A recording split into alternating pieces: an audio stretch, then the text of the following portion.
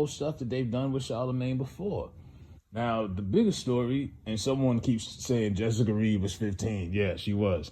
How did he get this with rape allegation charges hanging over his head that he's addressed in the past and then flared back up over the summer when he tried to come after Kwame? And that's because Charlamagne has friends in high places. Friends like Stephen Colbert, who's a proud Democrat who's also executive producing the show. Charlamagne's been on there a few times with him, he and Ha. But they really, because Charlamagne's been in the back pocket of the Democrats for some years now. AOC, Kamala, when Kamala was running for office, he was running around going to HBCUs, helping Kamala try to, get votes. You know what I mean? So when he did that interview with Joe Biden, and Joe Biden says, "You're not black if you don't vote for me," they like that. And they said, "Oh, Charlamagne's good at interviewing politicians," because every Democratic person you could think of has come on the Breakfast Club. That's their platform. So they bring him on here, and that's how he's able to get this show. And then it also helps that Chris McCarthy, the president of MTV Entertainment, Viacom, is also good friends with Charlamagne. So when that go along, get along gang stuff is actually real. You know what I'm saying? When you got friends in high places, you can do certain things like Charlamagne, the lesser charge. And yo, what's good, man? Hit that thumbs up. Look, this is not coming from a place of hate. I'm not in my living room doing jumping jacks and running laps. I'm not doing any of that.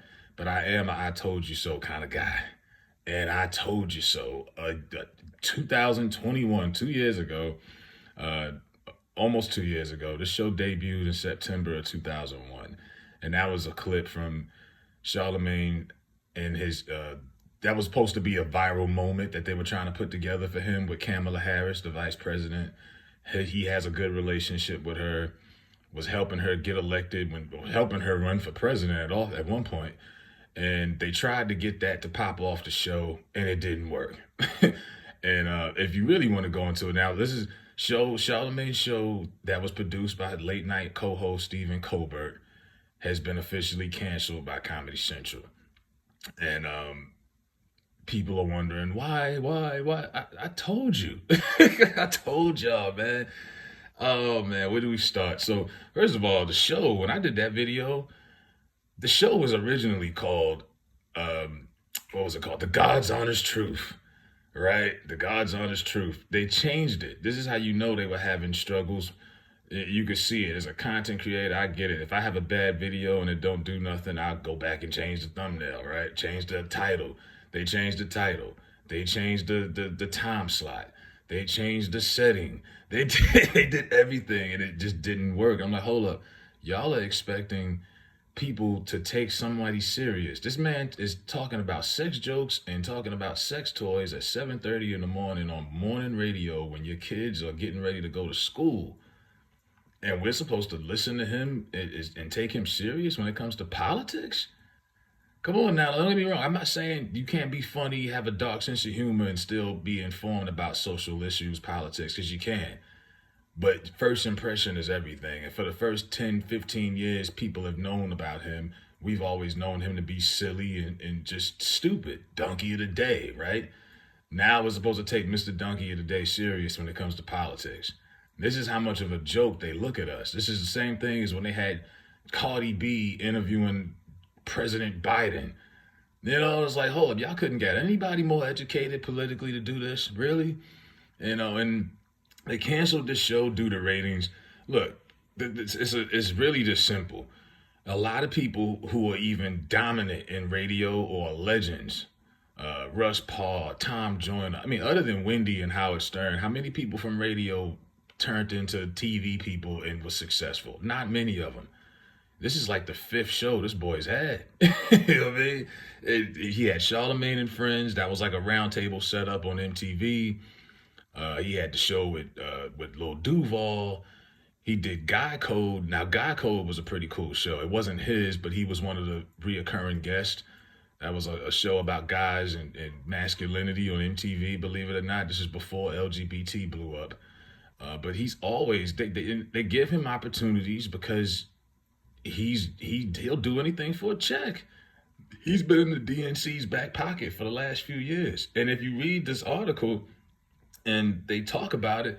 They said, yeah, we're going to wrap up this show, but we thank you and we thank all the supporters, and we will continue to work with Charlamagne in the future. So they're going to continue to keep him around because at the end of the day, they look at him as an influential voice to the young black community at large.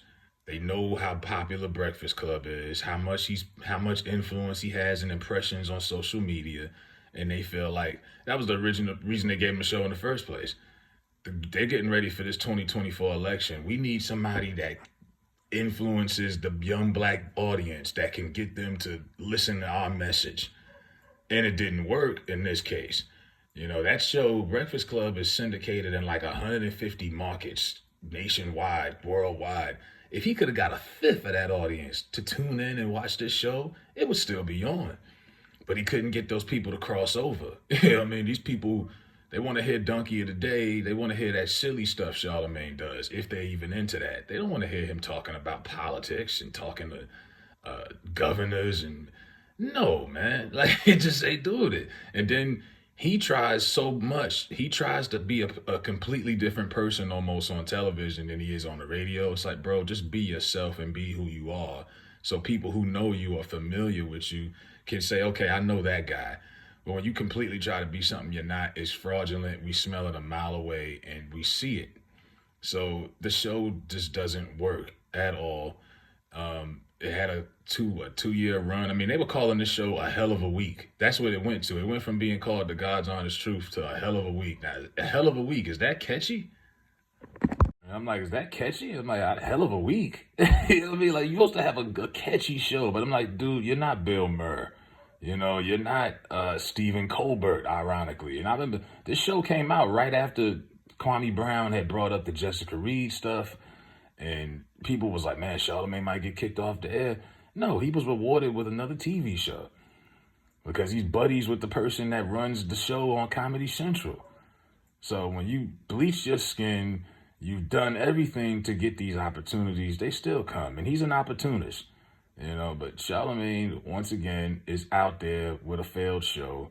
And I hate to say I told you so, but I told you so. Like I said, I'm not, this ain't no hate. Oh, you hating because you ain't got a show. No, I don't want to talk about politics every day either.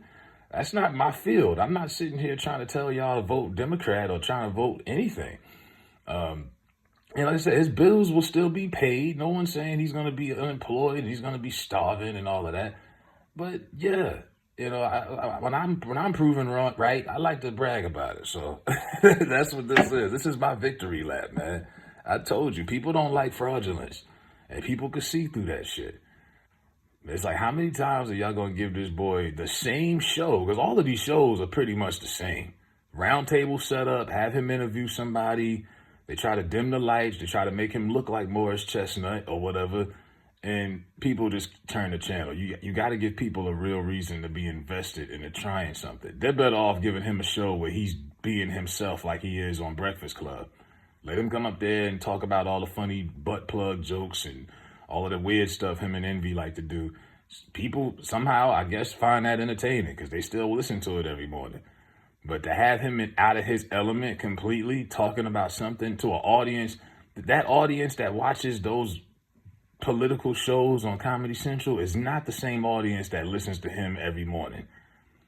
So it's a compromise from the jump, you know, and they just keep giving him all of these. I'm like, how many damn shows? There's so many other people in radio that you could give an opportunity to. Y'all keep giving the same shows to the same people.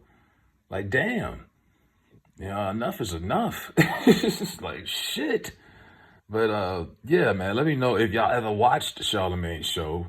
Well, rather it was when it was called The God's Honest Truth or whether it was Hell of a Week. Let me know, man. How did y'all like it? Do y'all think it still deserves to be on air? I never watched, but I think I seen one episode. The Locks was on there.